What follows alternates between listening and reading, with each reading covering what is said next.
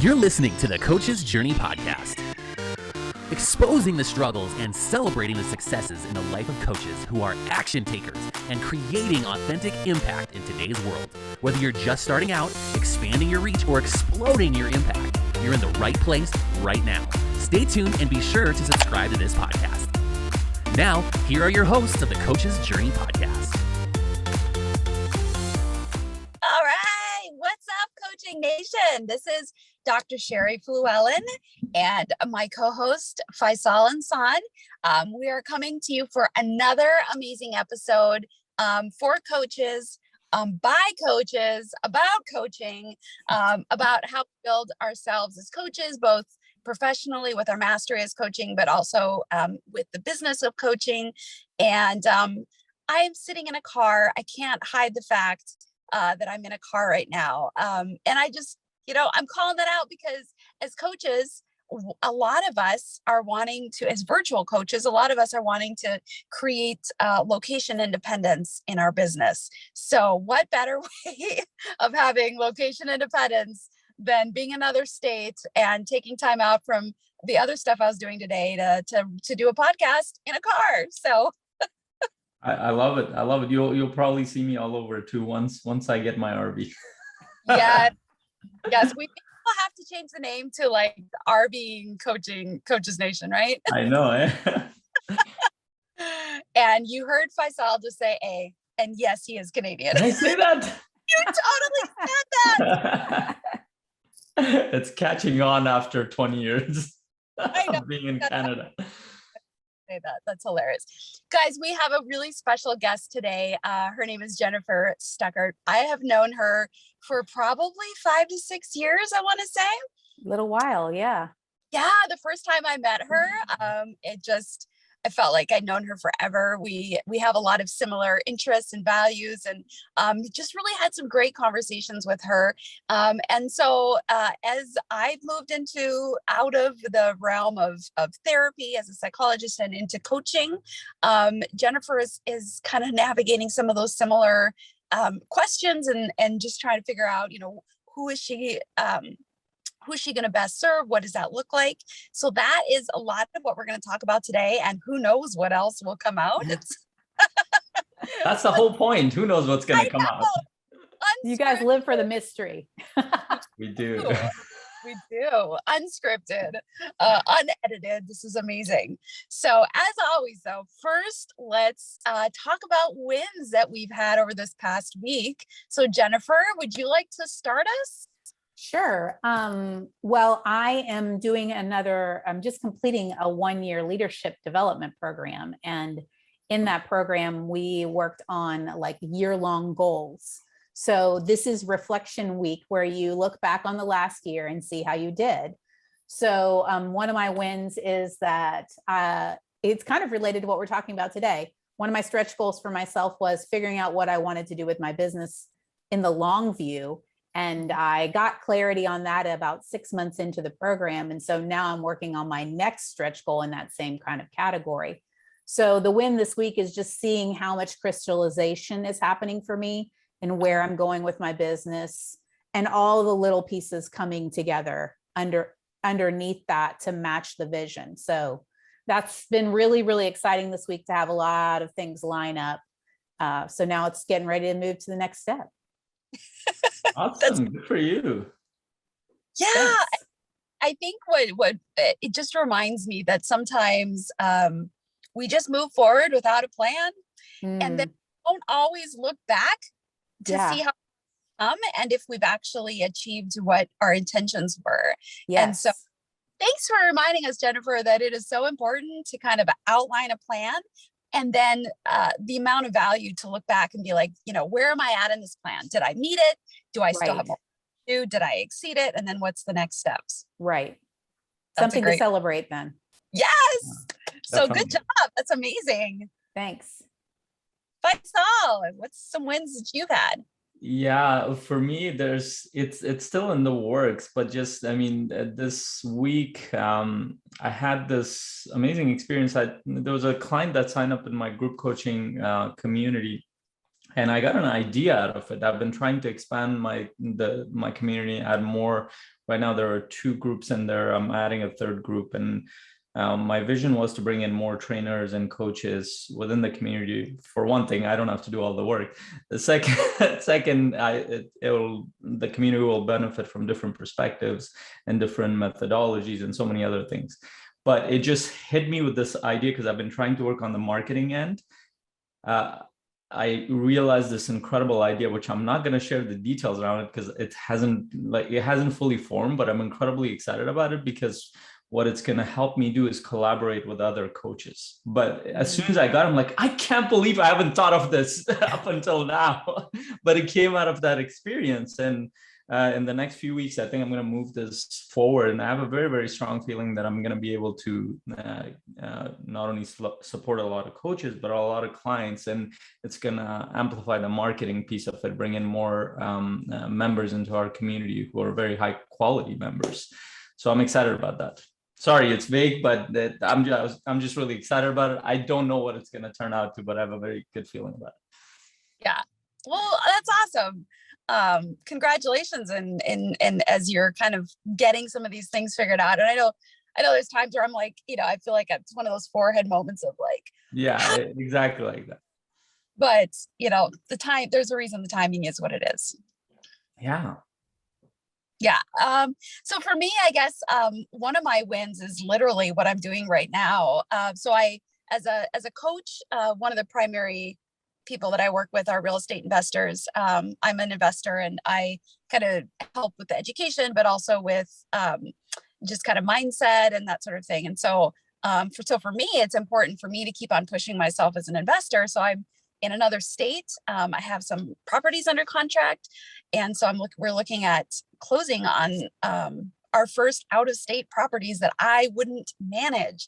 So I'm super excited about that, and I've documented the journey so that I'm able to help other people, and so it's just cool because I'm stretching myself, but in a way that is intended to help other people too. So it energizes me. I love it. That's awesome. Congratulations. And I know JP is very excited about that too. Yes, that would be my husband. Yes, he's super excited that I'm gone. Is that what you're saying, Faisal? No. Expansion. Yeah, that's for you to decide, not for me.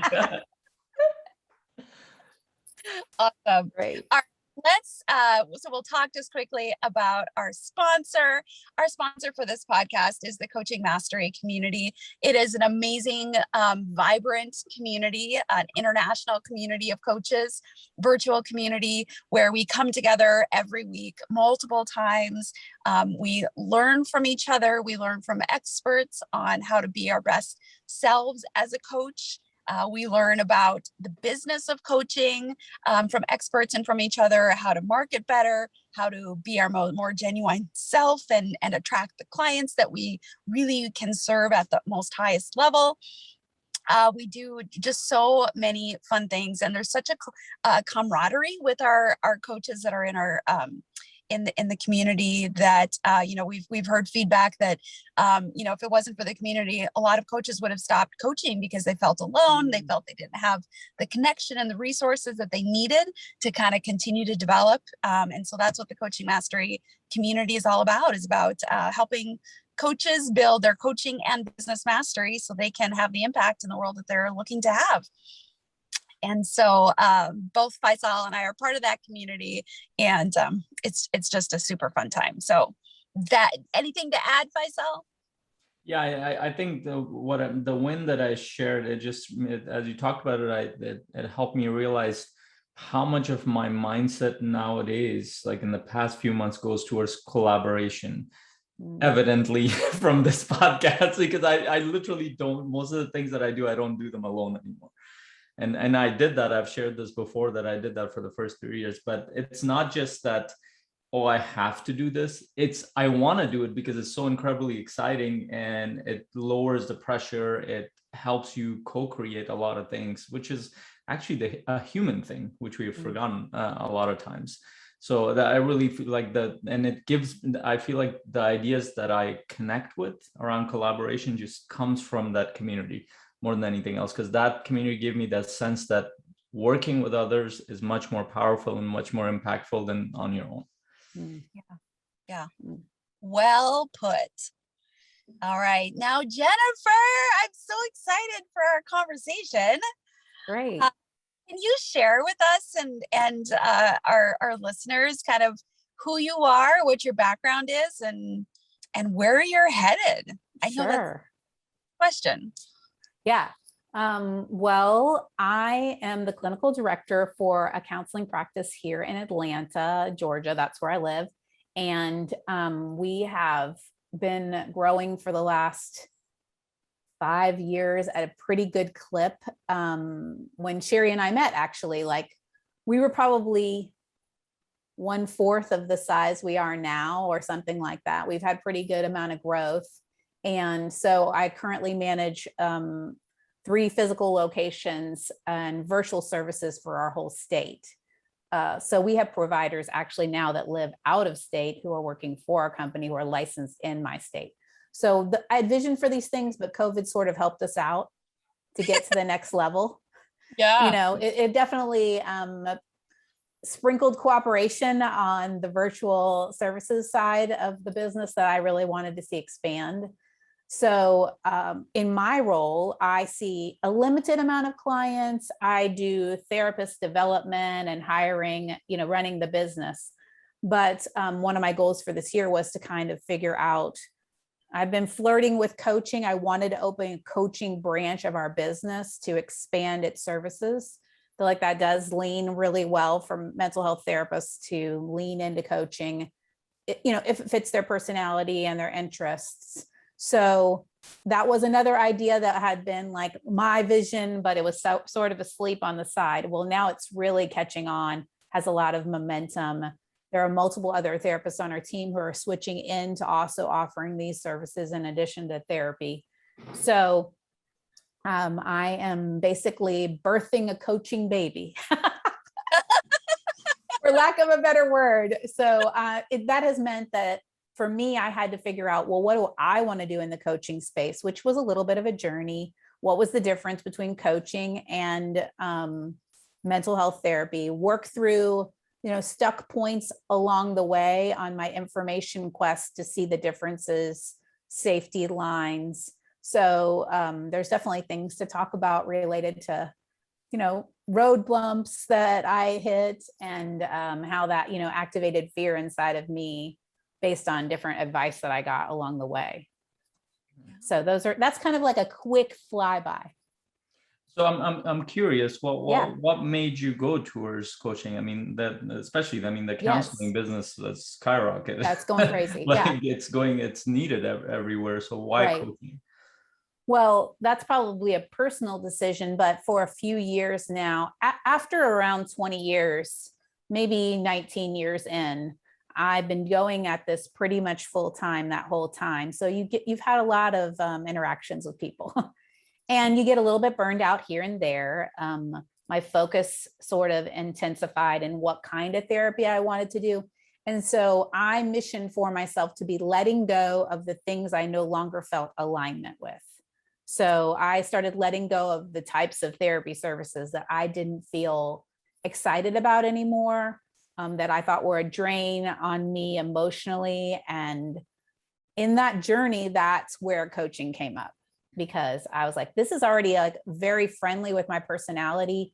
I probably do this in, you know, 1/2 to 1/4 of the cases. It's just naturally comes forward. It goes with my personality. So this would be something to explore. And I am realizing I'm very, very excited about growth and development.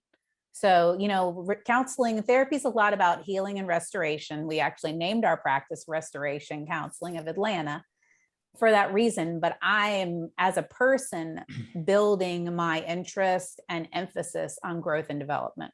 So coaching feels much more in line with that part. It doesn't mean I don't care about the other. That's why I have a whole practice, you know, and building people to do the other services. But for me, that's kind of where I'm headed. Does that answer your question?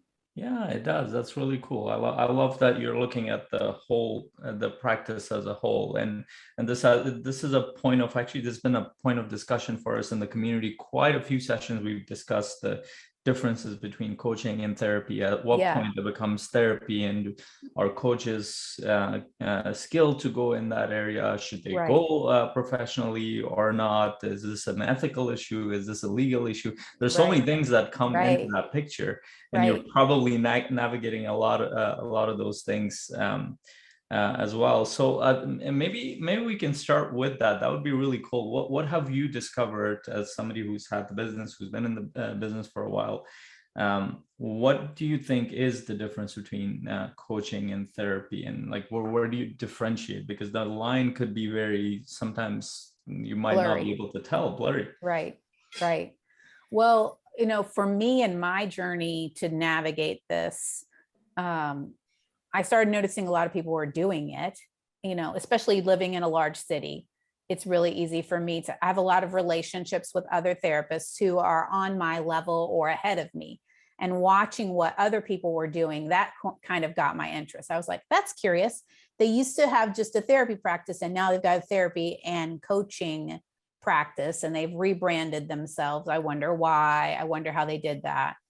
That started investigations for me, especially on the legal side. I think I started on the legal side first because I'm licensed in a state to provide specific services. There are parameters around that license. I have malpractice around that license. So to move to something else, I wanted to know what my legal rights were. My initial investigations on that actually connected with another coach that I knew who wasn't a mental health therapist. She connected me with an attorney that specializes specifically in working with therapists transitioning into coaching. So her whole expertise. But when I caught her, which was now a couple of years ago, maybe 2.5 years ago, she was newly in this space. So her advice to me was alarming. And she had very, very clear lines. I think the field is moving so much that where she was and where the field is now, they weren't the same space. And so that threw up my first stop sign, probably, that I ran into, was like, oh, the legal lines. She said things to me like, you can't recruit any coaching clients from your therapy practice. No one can be in both lanes. You have to have really, really clearly defined lines. So all of these kinds of pieces, they messed with my mindset initially for what I thought I was going to do. I've been in Atlanta for 18.5 years. I have been doing full-time work since then. I'm extremely well networked. I've seen thousands of people. I was like, the fact that I can't communicate with them about what I'm doing, what? That's like the stupidest thing I've ever heard in my life. But, the law is the law, and I was trying to understand it. And wait, did you call the law stupid? No. That seems to be going around a lot.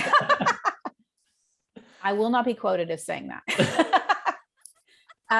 However, so that just threw up some roadblocks for me at that time. More work on myself, more work on the alignment piece on where I wanted to be. I was like, I'm not really willing to give that up. I'm going to go back at it. Funny enough, I revisited that same person's website, and her whole offerings had changed. Obviously, she had gotten around to the realization that what she was advising people of was too restrictive. So instead, she created a hybrid legal package that allowed you to fully protect yourself in your state licensing, but also offer all these other services. So I bought that legal package because I was like, yes, finally, now you are offering what I wanted all along. Sometimes you have to wait for it to get created. And so I got all my legal affairs in order. And then it was like, okay, what kind of coaching do you want to do? How do you define it? How are you going to answer those questions? Like you said, what's the difference between coaching and therapy? That had to be defined in my legal paperwork. Oh, interesting. And then on the website for whatever offerings we were going to do. So because I'm still doing both, and that did need to be clear. So if I'm a client, potential, I'm calling in, hey, Jennifer's assistant, I have issues in my life. I would love some help. I want to meet with Jennifer. Right. How do they decide to put that client towards coaching or towards therapy. Right. Well, I think the simplest way I'm explaining it is coaching is about moving forward. Therapy is often about looking backward and healing. That doesn't mean that I think therapy contains some coaching components, but I think coaching is not supposed to do therapy. So I try to say that I'm working on personally the angle of coaching that I'm focusing in on is like breakthrough work. So like you guys are high performance from the previous podcasts that I've listened to. And my focus is more on breakthrough work. So I'm looking for stuck points in people's lives that are like here and now moments, or they've been chronologically occurring, but they're thematic. Mm-hmm. So then that's what we work on. So that's sort of how I explain the difference. And some people come and they know that they want to do coaching because they know they want to do that forward focused work. Other people, maybe really want therapy because they know, they have like a marital issue or whatever. They're working through a family dynamic or something like that. So that's kind of how I explain it. Sherry, awesome. This is not like, it's not like you don't know anything about what I'm talking about. I actually want to hear Sherry's perspective. I'm like, volley with me here. Do you agree? Would you say it similarly? I'd like to learn something here too. Yeah, I have listened to a lot of people's opinions about what are the differences. And I've kind of landed in a very similar space to you that, and thinking about my own journey as a clinician, I started doing executive coaching as a licensed psychologist with zero training as a coach. All of my mindset was as a mental health professional. And so I was working with this gentleman who owns a really the most successful insurance agency in our region, in our state, and bigger than that. And he doesn't have a mental health diagnosis. And so I was working with him, and I got to a point where I'm like sitting across from him. Hopefully my face didn't show this. Probably good. I know. And I was like, I don't know how to help him anymore. Like, I don't have a skill set for how to make this really successful guy even more successful. And so that was the moment where I'm like, all of the training I've had and the frameworks and the theories aren't serving me right now to help him who's doing such an amazing job go even further into, being his best self. And so it was that moment that I was like, okay, Sherry, I got to get some training. I got to do something different. And so then I went on the hunt of what am I going to do? And I've had a lot of people ask, well, should I get more certifications if I want to start doing more coaching? Mm-hmm. Should I get more training? And my response to them is, I think you kind of got to work backwards. Like, who do you want to serve? And how do you want to help them? Because you may have all the skill set that you need right now to really jump into that. Or you might not. And so anyway, so so when I realized who I want to serve and how I wanted to serve them, and realized I didn't have what I needed, what I felt like I needed, that's when I kind of went on the hunt for the certification that would give me that knowledge. But simplistically speaking, that is the way that I kind of conceptualize it, is I, as a coach, I'm helping the average or the above average person be even more, I guess, well, let me finish that thought first. Sometimes I interrupt myself. Be even more amazing, or be more who they really want to be. And so in one of the frameworks that really made sense to me, thinking about Maslow's hierarchy of needs. And as a coach, my perspective is that I end up working on the top of the triangle with people who don't, I'm not going to get I've had a couple coaching clients that are struggling financially, and we don't really end up doing great work because they're based, they're so focused on getting the financial stability and the housing issue, all that sort of stuff. And so for me, in the niche that I do in coaching, it really is more of like the top levels of the people that want to kind of self-actualize, or maybe a little bit below that. And there's some emotional stuff, but I think that's also been helpful for me thinking about what are their concerns and recognizing that therapy maybe is more appropriate for the folks that really have some big, huge life challenges that, fall kind of more on the bottom half. I don't know. What do you think about that, Jennifer? Completely agree. Completely agree. And I like that you said who and how, because those were the two things that I had to figure out too. My who, what I've determined are people who are stuck. Yeah. And my how is actually, I'm using EMDR. So that's a therapy specific skill. But for me, being like very trained in that particular modality, it can do a lot more than the therapy world is using it for.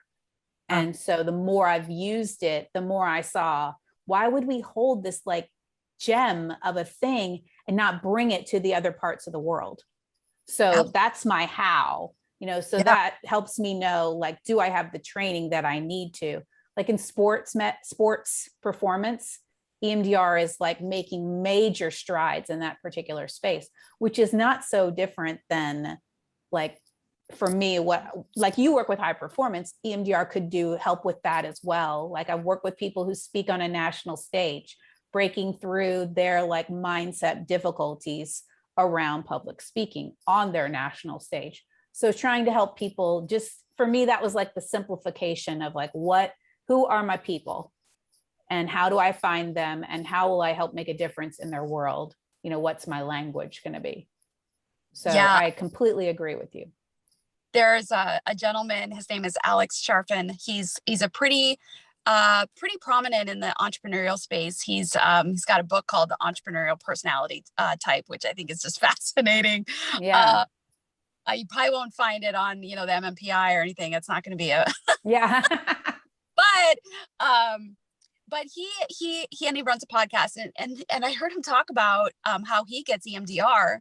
And he has been, partaking in that for quite some time. And he totally talks about the value of that as an entrepreneur and I was like, oh my gosh, that's fascinating. I love the fact that something like that talked about outside of space of the typical trauma that it's been researched on. Right. So I have I love the conversation. I agree with most of what you guys are talking about. Now, in my practice, I'm not a therapist or a counselor or anything like that. I have studied quite a bit of psychology. I have studied philosophy. I have studied coaching in the world, the world of coaching and personal development. And there's a comical factor in here in this whole thing. And there's a question Alan Watts asked about the human body. He's like, so where does your neck begin and your shoulder ends? Where does your shoulder begin and your arm end? Like, these are very arbitrary things that we've set up for the sake of understanding. And this is what we do with our mind. We divide things to understand them. But that's not how things work in the natural world. The natural world is incredibly interconnected. Our mind is incredibly interconnected. In reality, you probably cannot create a difference between therapy and coaching if you were to look at it in the real practice of it. What we're talking about is how we're framing it so we don't go into the legal loopholes. Right. So, and the reason why I shared this in my practice the past 6 years, it's probably been quite a bit of therapy and coaching mixed in there. And in the beginning, when I started out as a high performance coach, I mean, I was starting out, and the way coaching is that, you get certified, but you learn most of it on the job. It's not like, somebody's watching you and you're doing coaching. Yeah, you have a coaching buddy here and there, but you figured out, and the kind of person that I tend to experiment quite a bit. So I was bringing in whatever I knew into the high performance. So I don't know what it was, to be honest. The first 2-3 years of my coaching was a mix of everything. And out of that experimentation, I realized, this is what the client needs here. This is what the client needs here. This is where the client needs to move forward. And here's the challenge that I found. The biggest challenge, and I want to talk about one. So the most common thing that you hear in the coaching world, at least, and like the trainers say it, every coach says it, And I think it's just a way to not get sued. That's why they say it. So what they say is, oh, if you notice that somebody needs mental health therapy, you're not qualified, hand them over to a therapist. Here's the problem I ran into. My clients, they've already gone through 10, 20 years of therapy. It hasn't helped them yet to the extent that they wanted to help, that they wanted help in that area. And now they're in a session with me. They've paid me 10, 20K, help me. And then I'm sitting in the session, I'll go back to your therapist. Like if somebody told me that, like, why did I hire you? Now, I'm not saying that there's not there are things that coaches probably can't handle at all. And it will differ between coaches, their knowledge, their skill sets, all sorts of things.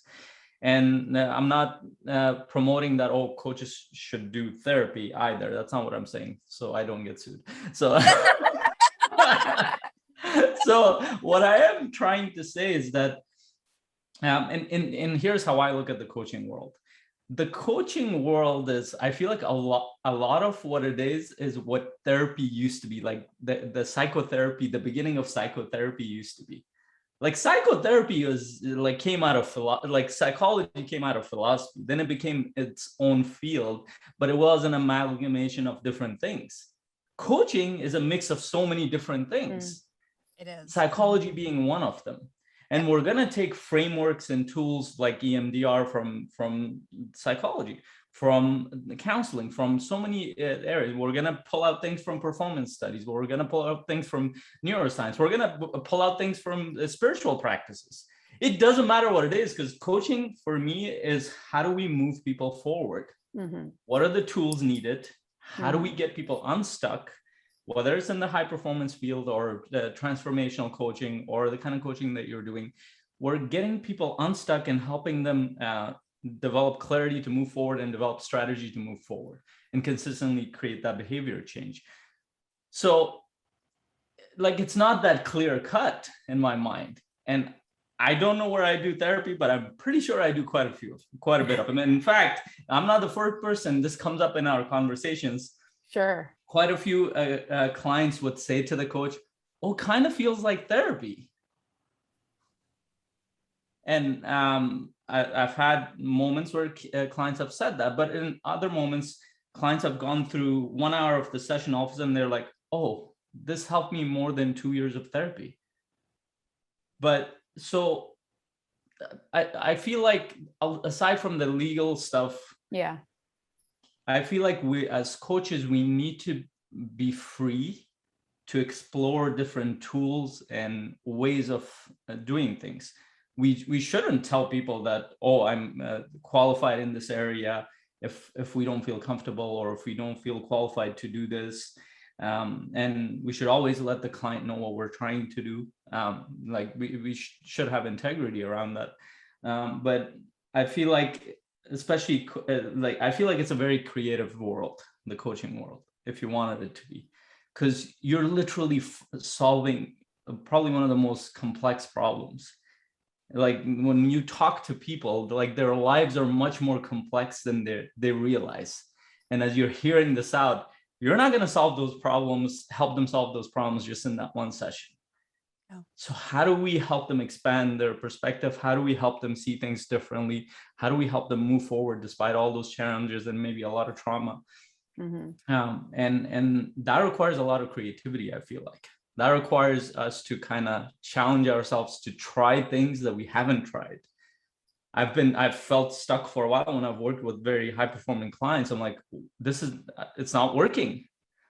I probably felt a lot like Sherry with her client, is like, oh, I need to up my skills here. So I had to go to different resources, different frameworks, and figure out like, what can I use to help them move forward? And I'm still doing that. Like, what can I learn to move? Because my job as a coach is to help my clients move forward. Right. And if I have a tool that will help them move forward, I will use it. Now, whether I'm qualified or not, this is the part I don't know. So I don't know the legal world. I know at some point I'm going to maybe I'm getting in trouble right now as I'm speaking about this. Like somebody sending me an email. But the point I'm trying to highlight is, should we create these kind of limitations? And I also understand that people could use this the wrong way too. But should we limit the creativity, at least those coaches who are wanting to support and serve people, and they feel limited because their background, they can't use a lot of it. Mm-hmm. Or maybe they just can't say that they use a lot of it. I don't know. But I'm just throwing that out there. Yeah. I think you have to, I mean, it's so helpful to realize that as people, we bring ourselves to the helping profession, right? Like as a coach, you bring yourself. So you're not going to partition off a part of yourself and say, well, I never bring that here. Yeah.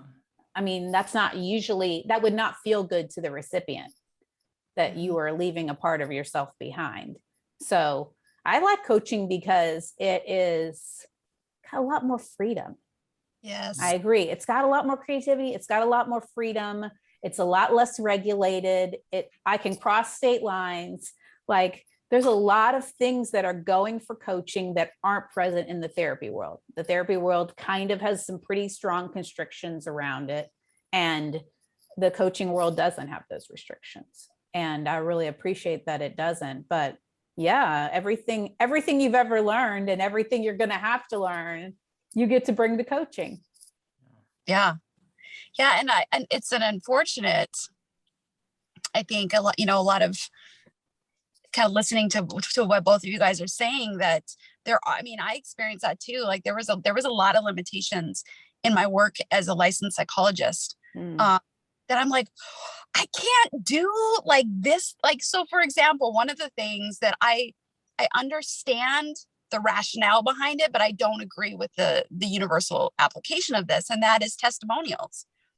Like if I'm a good psychologist and I have people that can vouch for that, why wouldn't the world want to hear their testimonies so that they know that I'm legit? Right. And so the fact that under the ethical code as a psychologist with the APA, I'm not allowed to use a client testimonial in any form or fashion. That was maddening to me. Like I understand that like there's this, I'm in a higher position of authority and there's some nuances with that. But at the end of the day, I've got people that are like, I would love to share my story to help the next person, but I can't use that. I can't, and it's not even just for my own benefit. I'm talking like, if I can really help a certain kind of, it's to their benefit to know that. So anyway, that was one of the restrictions that I just started really getting frustrated about, under the license laws. And I love that coaching gives the freedom, as you said, Jennifer. I love that coaching gives a lot of freedom and flexibility to what we do and how we apply it. But then there's the dark side of that, or the flip side of the coin. It's like, but is there too much freedom? It's like, the neighbor next door who's maybe, let's say she's 24, she just got divorced. She hasn't really lived life much yet. And she holds herself out as a coach. And she wants to, work with okay, should there be regulation around somebody's qualifications to call himself a coach and to help somebody through life when they really are still struggling with their own life and they haven't really gotten very. So I think it's a tough call. Yeah.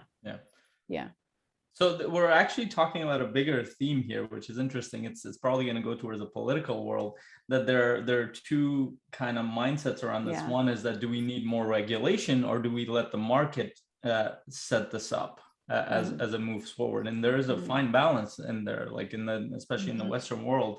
Those are the two forces, and we're navigating that with the COVID right now. And we're trying to and from what you can tell, the people on top, they don't know what the hell they're doing. They're just trying things from what we can tell. And this is how we're learning this stuff. But at least so I mean, just let's take that example that you gave, Sherry, somebody who has all their challenges, and somehow they've learned a couple of things and they want to help people in some way, and they're calling themselves a coach. So here's what I'm guessing. That person will be able to help somebody to an extent. And this, I'll be vulnerable, because the first 1 or 2 years of my coaching, I sucked, to be honest. I had my heart in it, but I didn't have enough skill sets. And just the nature of like, even when you go to the certification world, literally, this is how it looks like. You get certified, you're gonna, this is what we were told, you're gonna learn on the job. Now we can decide the ethical parts of this. Now, we're not really, one of the things that I love about coaching, the way it's framed, a couple of things that I love about coaching, the way it's framed. One, that we're not taking responsibility for other people's actions. Like, we're clearly outlining is that whatever you do, it's your action. And we're not telling people what to do ideally. We might share a perspective, we might challenge them, we might ask them questions, but they have to decide essentially within the session what to do. Now, are there coaches who tell people what to do? Probably. But there are all sorts of experts who will do that, who will make that kind of like who will tell people what to do, and something will happen. But the coaching field is much around, how can I challenge you to grow? But you're going to have to learn to make your own decisions. But the other side of it is, I feel like there's a big frame in coaching, from what I can tell, is that coaches, for the most part, from what I've realized, they, regardless of the challenges and the problems and the trauma and the familial problems, the past, they believe that there's a part of themselves that can overcome all of that. They won't necessarily heal that, but they can overcome and move forward despite all that stuff. And that belief in people's potential and helping them create personal responsibility, most of it goes back to the client. And then the client is in a position to decide, is this person supporting me or not? And I've had clients who stayed with me for a year and a half. After that, it looked like my job was done. I don't think I could serve them anymore. I've had clients who stayed with me for 6 months, for 3 months. And I didn't make the decision. I'd love to have the client continue. The client decided. Mm-hmm. So, and the other side of it is the regulation piece. Now, I have a bias around this. I don't like regulations. I don't like people creating too many regulations, because they're very static in nature. Like Sherry was talking about it, they will apply to one area, and then all of a sudden it becomes a universal thing, as if it should apply to every area. And maybe it did apply in that time because of some issue that they've encountered, and now this applies to everybody. It's like, it goes back to George Carlin, one of my favorite comedians. He said that is like, nowadays it seems like, he was talking about kids in the 80s or 90s or something like that. He's like, nowadays it seems like the school is getting sued for everything, and nobody can do anything. And the only thing people can do is probably, I don't know what he said, standing on your feet and just doing something from far. You're not running around tagging, you're not doing anything, because somebody's going to get sued in the process. And pretty soon, some kid is going to have their leg, I don't know, something will happen and they will fall down, and standing up will be not legal. Because somebody's going to get the pain of that. So the point is, how, like, and this goes to the future of coaching as well, because at some point, and we've been asking this question from coaches at the end of the podcast, but this begs, like, we're probably pioneers of the coaching world. Mm-hmm. There's going to be a lot of standardizations, and who gets to decide these regulations? Yeah. And are those regulations universal? Are they going to apply for the rest of time? Or does it need to be more dynamic in nature? Like, let's look at these situations. Let's see what applies and what doesn't. Like, these are going to be very challenging questions for the coaching world to answer. And none of this means you shouldn't get training. I think any world that you go into, you should get training. I can't believe I didn't have training as a parent. I'm still learning that. I can't believe we didn't know how to parent. None of us know. Like, we figure that out as we move forward. But then the regulation piece, how do we figure that out? Like, I'm curious, what are your thoughts around regulation, and let the market figure it out, let the client decide? Like, what are your thoughts about that? Sherry, you want to go first? No. Nobody wants to answer. I think if you found things that work with people across consistently, it seems like it's like honor system right now in the coaching world. Like it's on you to determine if the thing you are doing is a true help to others. And then it's on the clients to decide vote with their money if they also agree that what you're offering is helping them make progress. And if it is, then you kind of get to go forward right now. It's really interesting when I was doing research on what the kind of coaching that I'm offering, it's not happening in the US right now, but it is happening all over Europe. And in the UK, Germany and the UK particularly have different regulations, it seems, than what the US has right now. And I was like, isn't that interesting? I agree with you. I think we are groundbreaking still in the coaching industry, and y'all have more experience probably than I do. And yet it feels like there's so much evolving yet to happen. And with the evolving probably will be when we find the limits of where it can go legally, specifically. There'll be some sort of legal parameters. I think that's your point of the playground story, is through suits and things like that, we'll find those edges. That's why I do think it is important that you have some sort of legal package that's a part of your coaching services to protect yourself, so that you know how you're handling those dynamics. Nobody wants to be sued. But it just feels like the field is burgeoning. There's a lot of opportunities to do new things, to find new techniques, to work interdynamically, bringing different dimensions of other fields together in the coaching space, maybe in a way that, like, particularly just therapy wouldn't let you do. Yeah. So that really draws me. Yeah. And there's, I feel like the thing that I love about this is because it's like, if you are like, if coaching is about helping people move forward and helping them tap into their own wisdom, yeah, we give tools and perspective and different things, then I think clients are probably in the best position to figure this out. Like they will decide in the marketplace who will serve them. Right. Like my perspective in this, but I do have, like I said, I have a bias around this. I don't like regulations, because I think at some point they become pointless, especially if they're not revised, especially if they're not looked at based on the so many incredible changes that are happening in the world. Like the world that we're in at the level of change is unprecedented. It didn't happen a few decades ago. Like nobody has seen this. We're navigating this with our mind, with the level of technology that's coming out every day, with the challenges that are there every day, with like us navigating the world of internet and connecting with all parts of the world, most parts of the world. Like these things, I think this is a much bigger question. I think the coaching came because of a need in the world, and the need is, and this is where I have a beef with the expert industry. And the expert industry is, let me tell you what to do, because I know what's good for you.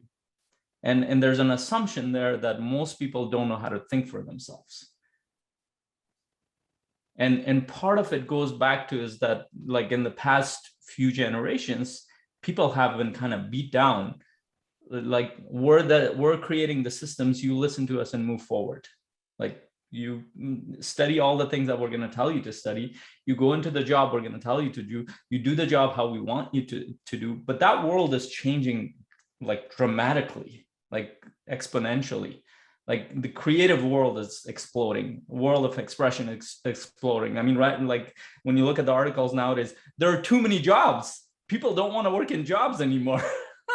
So businesses have to figure out different and better ways to I think the leverage will go more towards the employee than the business itself as we're growing, because people are understanding their worth.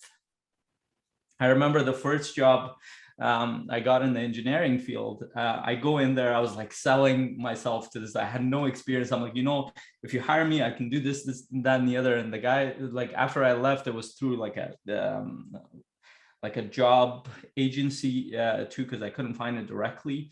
She called me, she's like, oh, like literally 10 minutes later, you got the job. I'm like, really? He's like, and I was like, oh, thank you so much, this and that. And I felt like I didn't know my value at the time. She's like, and she stopped me. She's like, you know what you're doing? And I didn't get it even then. She's like, it's very hard to find people like you. Like, they're thankful to have somebody like you. I'm like, really? I'm like, really? And I still didn't get it. And it wasn't and it wasn't until years of working. Actually, even then I didn't get it. When I got into the coaching world and the personal development world, I really understood the value of a human being. But what we do is we box human beings into a specific role and skill sets, and we say, well, that's what you're good for. That goes to your arm and neck illustration, right? Yeah. I also think maybe one other element that's really important that coaching is bringing to the positively to the forefront is there's not as many stereotypes around it. So people, especially, like Sherry was talking about the Maslow hierarchy of needs, people often functioning at the top of the pyramid don't feel as restricted on the idea of pursuing coaching as opposed to maybe pursuing growth in therapy. There's just a lot of negative, stereotypes around that. I think of course, I feel like COVID's changed that, right? And we've got a lot of like really important sports figures who are really promoting right now mental health awareness and making it safe for people to come forward.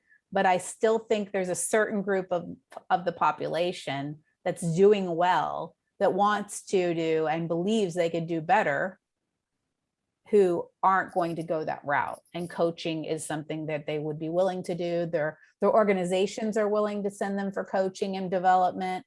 So like we get to stand in a space with people who maybe haven't ever gone this route before, Yeah. In fact, I think that there's even a level of pride in, yes. And I mean, so I was working with a restaurant owner, and I went in to visit her restaurant because they make a mean steak, prime rib to be specific. And she saw me and she was like, ah! And she bought the whole table I was at, a round of drinks, like on the house. Like and she brought some of her employees over. See, this is my coach. And, I mean, it was like a whole celebration that was there. Whereas, as a psychologist, I see somebody, a client, and, they kind of give me the sideways look of like, I don't know if I should acknowledge you or run away. Kind of go the other direction. I had that happen a few times at a restaurant. Oh, yeah. Well, there is a very different vibe. But as I'm thinking about that, I wonder, it's possible that that I could inadvertently be propagating that with the clients I meet just by how I'm presenting. Because I've thought about it, and maybe this is just me, but when I would start out with a therapy client, I would talk about, how are we going to handle it if we see each other in public? Like that, this is a normal part of informed consent that we get taught. I was taught as a psychologist, as a mental health. That kind of prefacing conversation isn't really discussed in the coaching world. No. And so counseling so much about protect. Right. And coaching doesn't really have that emphasis. It's like, sure, tell your friends. I mean, I'll talk to them. Right. I can help them too. Right. And so it's just interesting, right, wrong, or indifferent. It's just an observation that I'm just thinking through as you guys are talking. Yeah. Different focus. And the coaching world itself is, I think, evolving. Like listening to older coaches who've been doing this for 20 years or so, like the coaching world has changed dramatically as well. Like they probably, I mean, if you go back to like when Brendan Burchard shares some of his experiences as he was training, as that Yeah, it wasn't like that open the way we are now, but the world that we're in, it's a much more expressive world. It's people are more inclined to share just with social media and all that stuff. It's affecting the collective thinking pattern. Yeah. And then, so I feel like, and this is a question I want to ask both of you, because I started noticing, like we do all these feedback sessions, and I've seen Sherry in action. And I've seen there's a part of, like, as a therapist, you have to be a little bit reserved. And me as a coach, I'm like all in their business and I'm all in my business in their face. So there's like literally very few secrets in there. And so like, I feel like that might be a big challenge for somebody coming, especially who worked in that world for a while. And I've seen that with a couple other coaches who have been therapists, that they have a very, like, navigating that just personally might be challenging, because you've trained yourself to be a certain way, and now the coaching world is very different. It's much more personal. It's much more intimate in the sense that you have to share things. If you have, as we're moving forward, you have to be more vulnerable and all sorts of stuff. So have you, like, what are your thoughts about that? Like, how has that how have you navigated that challenge? And that's to both of you, whoever wants to go. Our special guest, do you want to start? Okay. This might be TMI, but I think from my perspective on that, it has to do with philosophically how you do your work. Okay. So there are some specific worldviews that I hold that, for me, the presence of my person is more important than my therapeutic restrictions. Ooh. So I'm not saying that I blur all the lines. I'm saying that I think it's so reparative that I show up as a person, that is a really big value for how I do therapy. And so for me, it doesn't feel like that. However, I'm very familiar with what you're talking about. It is very largely taught. There are particular schools of therapy that really, really prize that. I just don't happen to subscribe to those in the methodology that I do. So, I think, not that I'm using the session to tell all my personal junk, that doesn't happen, but I just don't make myself far away. Mm-hmm. However, there are a good amount of therapists that definitely make themselves far away experientially, like if you were with them. I just don't believe in that kind of repair. Okay. So, and why did you subscribe to this way of looking at yourself and the world and the work that you're doing? Well, for me, my faith is really important. So the idea that, like, that I am a person created in God's image, that I have the ability to have an impact on another person, and that is actually my first order of business. The therapeutic rules submit underneath my worldview for me personally. So which ones I subscribe to and comply with, in as far as like my modalities of operation, come underneath my worldview. So for me, my worldview is first. So who I am as a person is, and who I believe they are as a person is what I hold as the primary view. So for me, that's true with coaching and or therapy. It's the same, but we are largely taught in school. In fact, there's some schools of thought that are really, really about, like, almost like you're a white sheet, you're as blank as you can be, and that there is to be no reactivity. Whereas I think there's so much repair that happens in your presence, as you can show presence, as you can show compassion, as you can show empathy and sympathy, as something that they say, you let it resonate with you and you react to it. I just believe there's a lot more repair that happens there. So that's a pretty cool perspective. Sherry, what are your thoughts about this?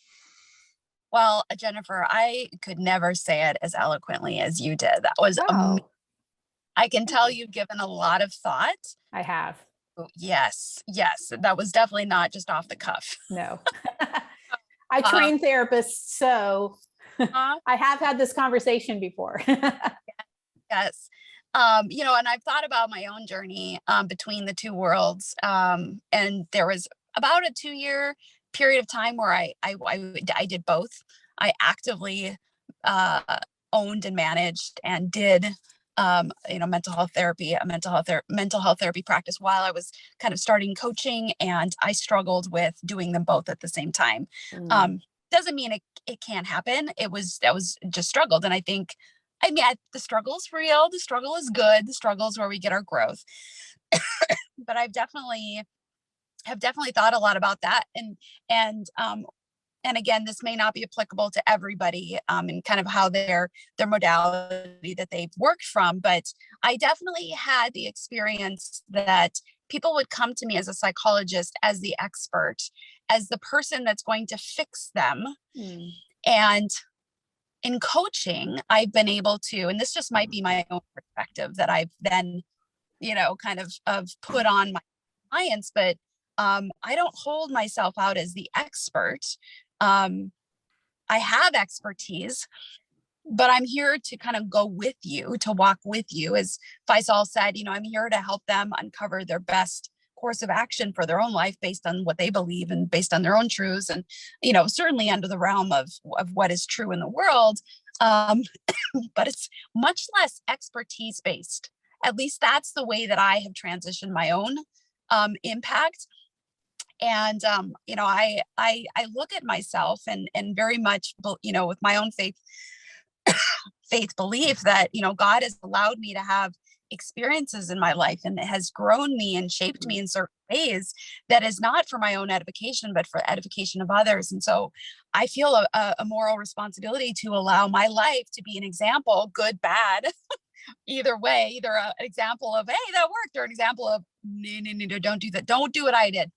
But to use that as part of who I am and what I have to offer a client. And I definitely felt that was poo-pooed or tamped down, considered unacceptable in some therapy traditions. And I feel there's a lot of freedom for me to be able to use that in coaching. And that is probably by far one of the most empowering aspects that I've experienced in my own transformation and shift in my professional identity. Yeah, this is such an incredible, and I love both of your perspective on this, and I love that you both touched on your worldview, and this is one of the conversations we've had in one of the podcasts. But in the coaching world, I don't see a way somebody can support another person if they're not showing up as their authentic self. Like the coaches will hit blocks like right there, because people will pick up on it, especially because what Sherry shared, that like the nature of being an expert has completely shifted in this. You have expertise, but you're not the expert telling the person what to do. You're diving into their life, and they're allowing you to dive into their life. So there's a permission there. And with that, you're moving along with them. So there's a powerful relationship in there. And out of that relationship comes the movement forward.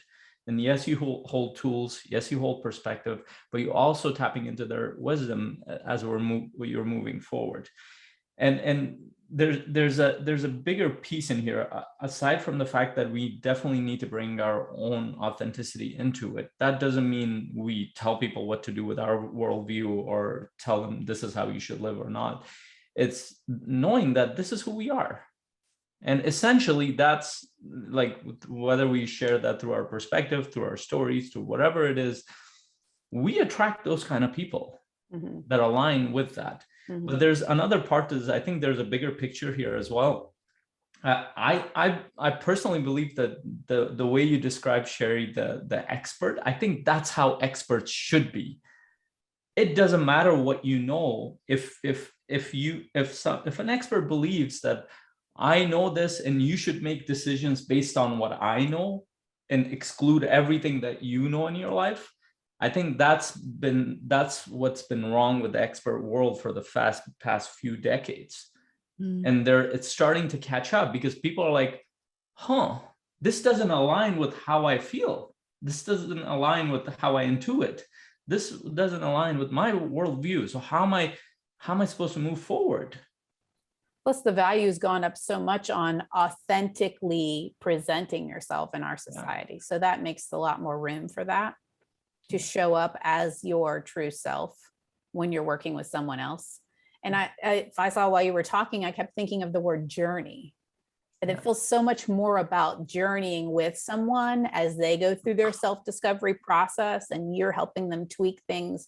And then I think there's like so much to be celebrated beside them as they get breakthroughs and they move into spaces, you know, where they couldn't go before. And they know they used to have so much trouble doing this. And now they, you know, one of my clients like stood on a stage and did all this stuff in a national presentation.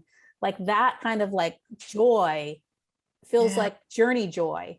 And I really, really appreciate that about coaching.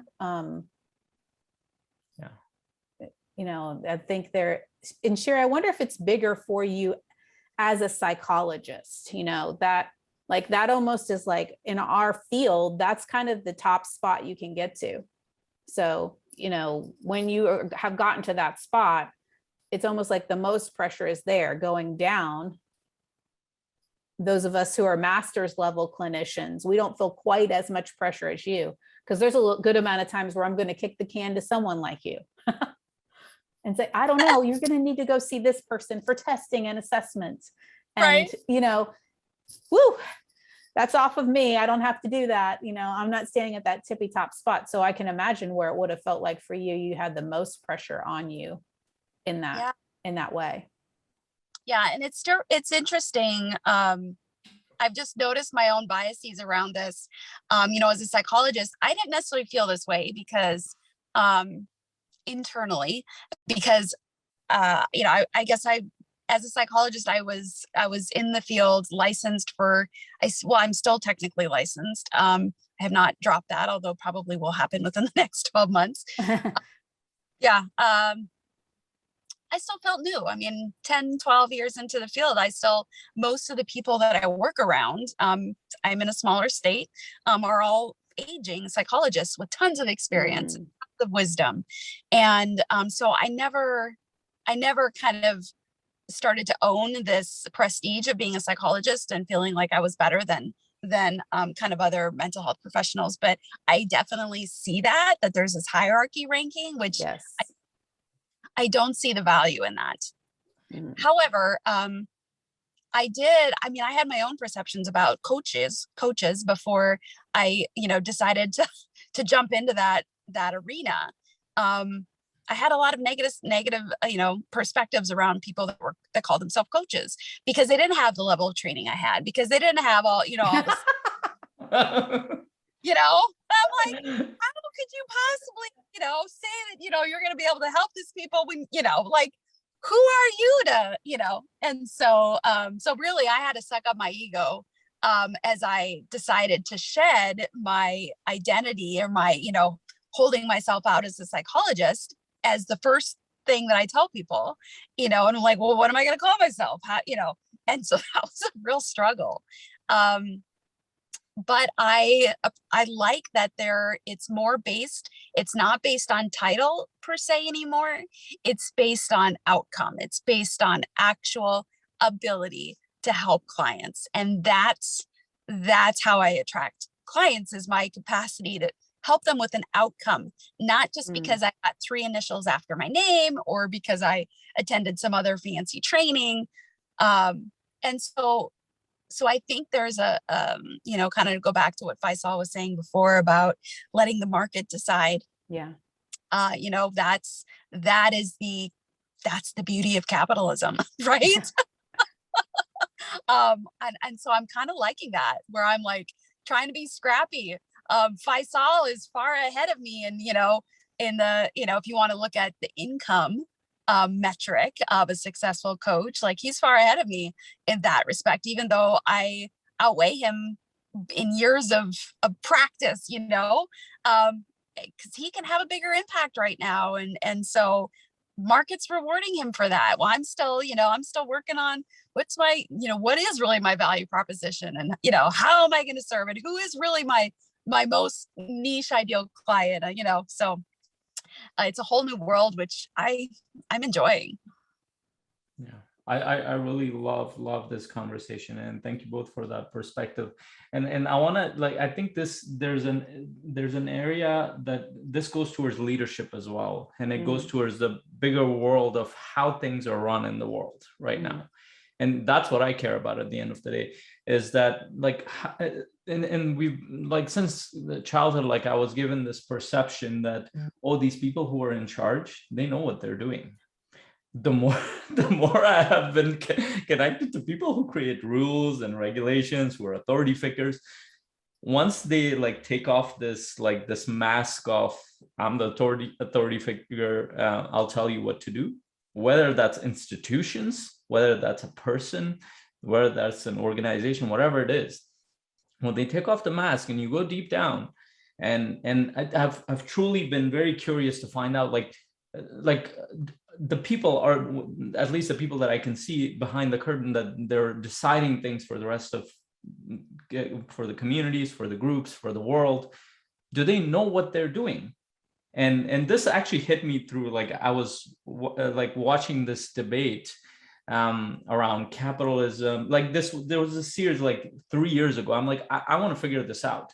Like, I've looked for debates around religion, science, like how people should navigate their life, everything, like hours and hours of debate. And there was this one point, I think this one was on capitalism versus socialism. This one expert, at the end of an 8-hour series of debates, that was the first moment he was vulnerable and human and wasn't attacking the other side and wasn't defending his side. And he's like, I don't know what happened, but he said it, and it just blew my mind. He's like, capitalism is the best thing that that I feel like we have, the best tool that we have for us to navigate this world at this point. And he talked about his fear. He's like, my fear is that every time we've tried something else, it's backfired badly in practice. In theory, it sounds great, but in practice, it's backfired badly. And my other fear is that we're going to screw up really badly at a global catastrophic level if we don't hold on to this. And it just hit me. And then I started thinking about this, and I started listening to these experts, and they give subtle cues. They don't outright say it, but the cues are that we're trying our best. We have no freaking idea how to do this shit.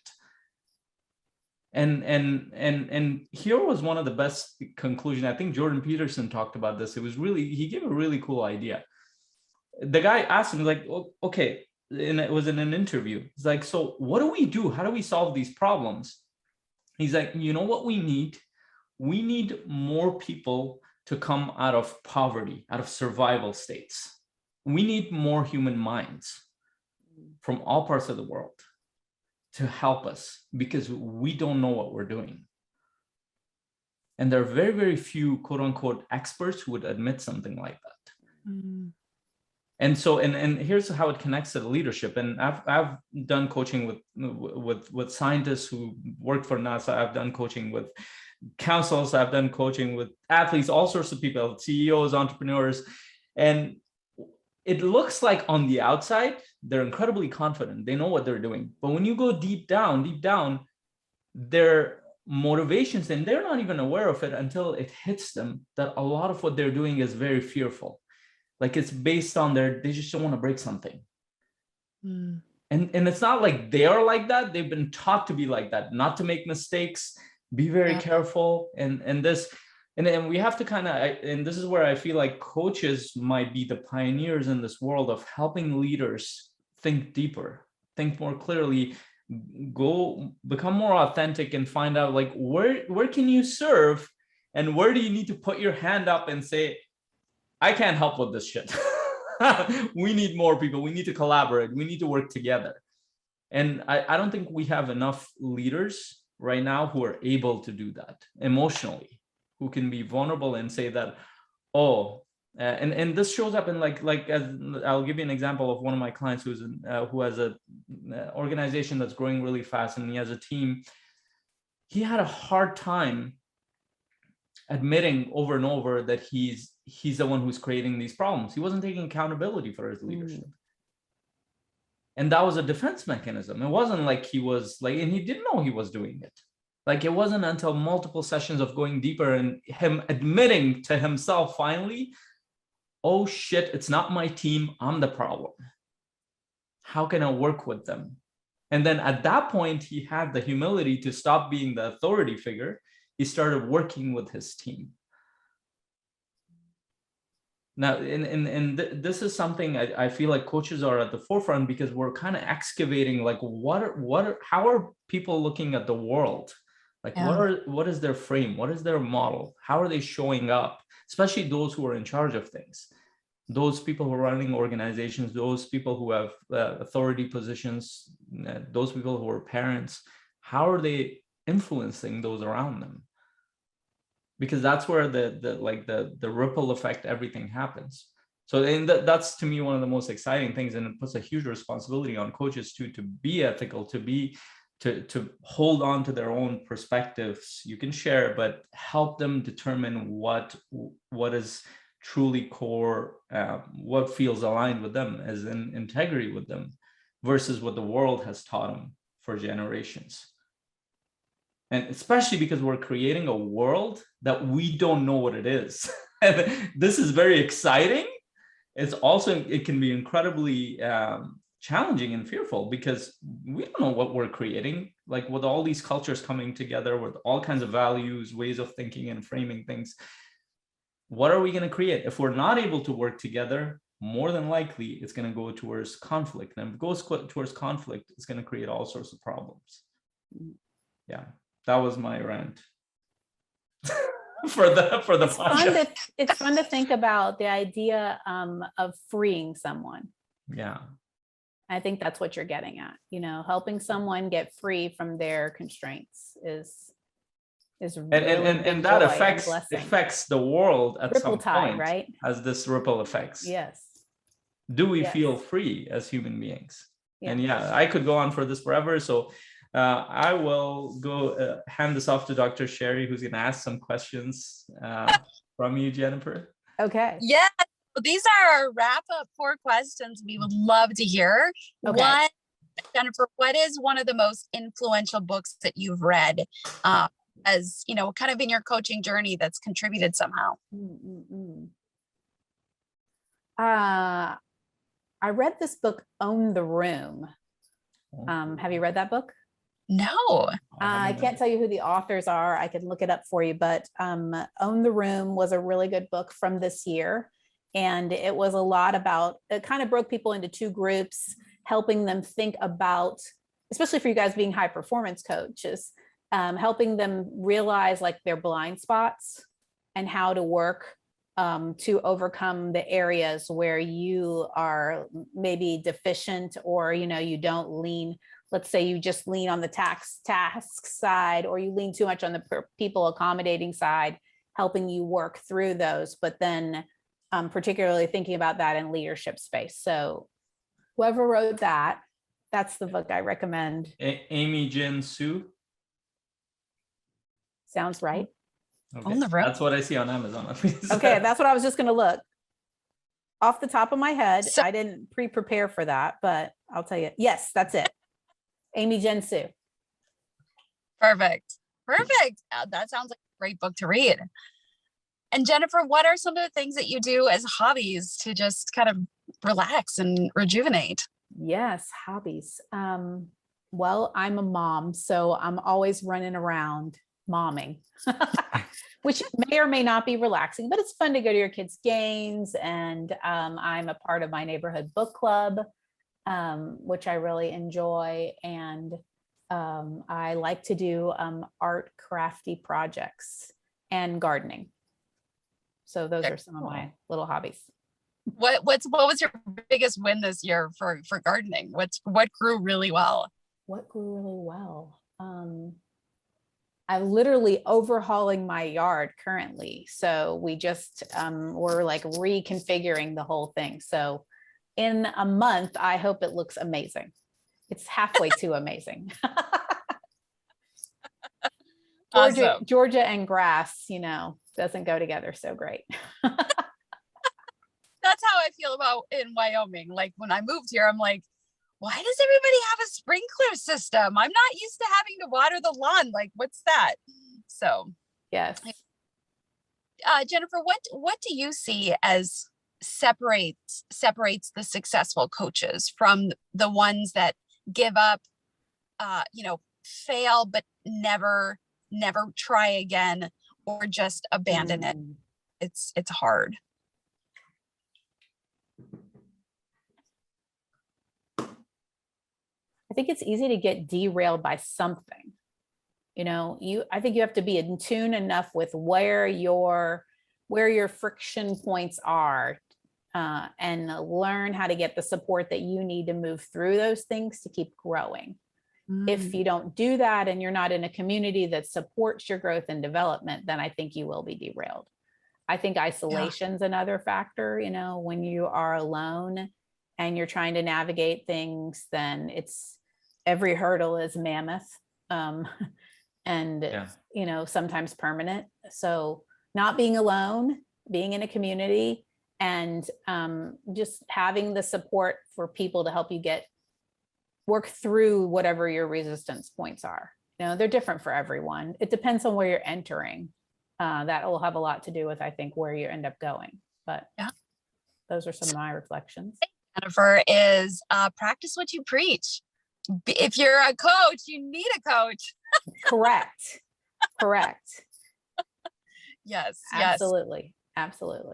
And lastly, where do you feel like the field of coaching is going? I mean, I know we've talked a little bit about this, but what do you envision over the next, 3, 5, 10 years? My vision for it matches something that Faisal said earlier, which was like, I think there's going to need to be more permission for more things to enter into the coaching space. So that's probably going to be with like groundbreaking individuals who are bringing things from other spheres into the coaching space for effective momentum to help people move forward. So my hunch is that's where it's going. Awesome. There's room for that to happen. Yeah, absolutely. People just have to be courageous to do it. Yes, absolutely. Courage. Courage to buck what kind of the current people are saying is appropriate or not appropriate. Just as we've been talking, there's lots of exactly. Jennifer, there's going to be a lot of people I know that listen to this that are really going to connect with some of the things that you've said. Sure. And maybe they're in the mental health space, maybe they're not, but there's certain things that they just like, oh my gosh, I would love to talk to our trainer. How can people get a hold of you? Yeah, well, we have currently our coaching services or my coaching services are still all on our counseling webpage. That's like things to be developed next. So restorationcounselingatl.com is, I'm one of the staff there. You can find me there. And on my bio, everything is linked in to our coaching pages and details as they evolve. So that's probably the best place to find me at this moment in time. Great. Perfect. Hey, thanks for having me here today. This was a real joy, and creates great like little stimulations for other things to explore. So I appreciate it. Yeah, thank you for being here. It was such a powerful conversation. Thank you for sharing everything that you did. It was so awesome. Oh, you're welcome. You're welcome. Yeah, thank you so much, Jennifer. It was great to connect with you again. Yes. Yeah, absolutely. So I know that people got a lot of value out of this. I did, you did, Faisal did, and that's all that matters, right?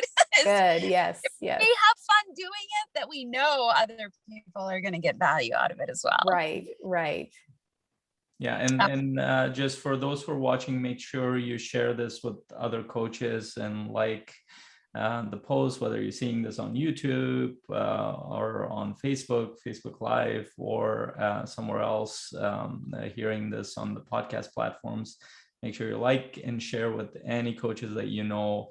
We're trying to get these coaches to improve their skill sets, to gain more perspective in what they're doing, and to navigate the world of coaching and get better in their business. And until our next podcast episode, hope you have an incredible day.